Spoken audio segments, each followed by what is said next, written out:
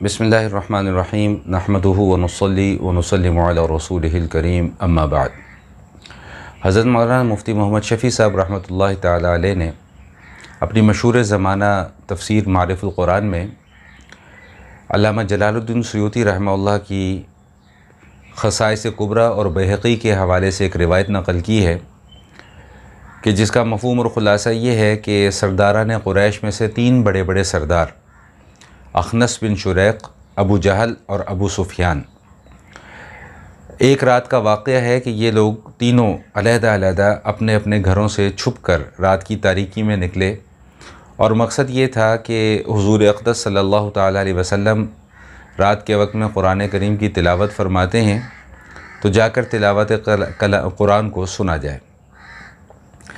वापसी पर इत्तफ़ाक़ ऐसा हुआ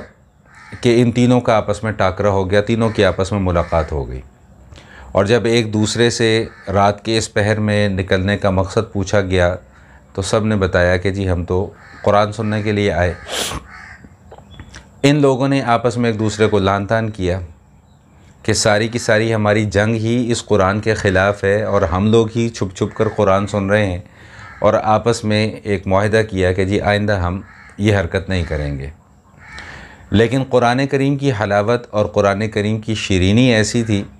कि अगले दिन फिर इनसे रहा नहीं गया और रात के उसी पहर में ये लोग फिर छुप छुप कर अलहदा तीनों अपने अपने घरों से निकले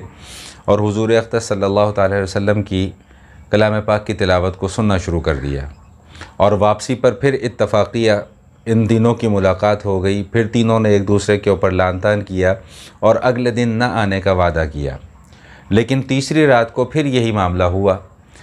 और जब इनका आपस में तीसरी मरतबा टाकरा हुआ तो फिर इन्होंने उस दिन पुख्ता मुआहदा कर लिया कि हम आज के बाद दोबारा इस तरह की हरकत नहीं करेंगे। रात गुज़र गई, सुबह का वक्त हुआ तो अख़नस बिन शुरैक ने अपनी लाठी उठाई और ये अबू सुफ़ियान के घर चला गया और अबू सुफ़ियान से जाकर पूछा कि ये जो कुरान करीम है इसके मुतालिक तुम्हारी क्या राय है। तो अबू सुफ़ियान ने जवाब ये दिया कि मेरी राय में ये किसी इंसान का या किसी बशर का कलाम नहीं है, बल्कि मेरी राय ये है कि ये वाक़अतन अल्लाह ही का कलाम है। तो अख़नस बिन शुरैक ने कहा कि बखुदा मेरी भी कुरान करीम के मुतालिक यही राय है। ये दोनों हज़रात फिर अबू जहल के पास गए और अबू जहल से भी जाकर यही सवाल पूछा कि कुरान करीम के मुतालिक तेरी क्या राय है। तो अबू जहल ने जवाब दिया कि बात यह है कि एक तरफ हमारा ख़ानदान है, एक तरफ बनु अब्द मनाफ का ख़ानदान है और इन दोनों यानी हमारे ख़ानदान और अब्द मनाफ के ख़ानदान में शुरू से ही एक चपकलिश की सूरत चली आ रही है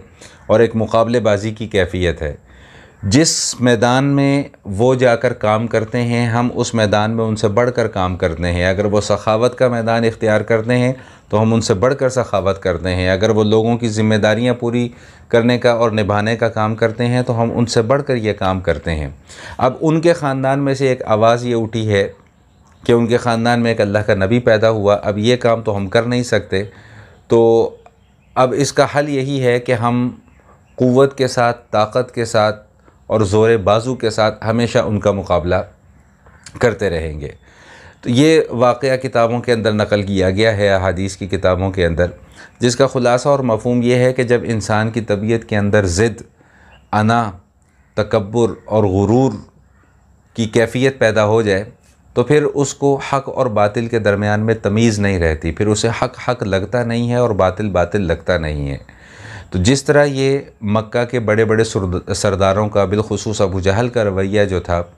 कि जानते हुए भी, बूझते हुए भी और हक़ाइक़ के सामने होते हुए भी हक़ाइक़ को तस्लीम न करना, उसकी सिर्फ़ और सिर्फ एक ही वजह थी कि बोझ था, तकब्बुर था, हसद था और इनाद था। बिल्कुल यही रवैया कुरान करीम की आयत से मालूम होता है कि यहूद व नसारा का भी रहा कि जिन्होंने महज़ अपने बोझ, अपने हसद और अपने इनाद की वजह से हुज़ूर अक़दस सल्लल्लाहु ताला अलैहि वसल्लम की ना नबूवत को तस्लीम किया और ना ही कुरान करीम की हक़ानियत को तस्लीम किया। ये अहादीस की किताबों में एक वाक़या ज़िक्र किया गया जिसका ख़ुलासा आपके सामने पेश कर दिया। अल्लाह मेरा कहना और आपका सुनना कबूल फ़रमाए। वस्सलामु अलैकुम व रहमतुल्लाहि व बरकातुहू।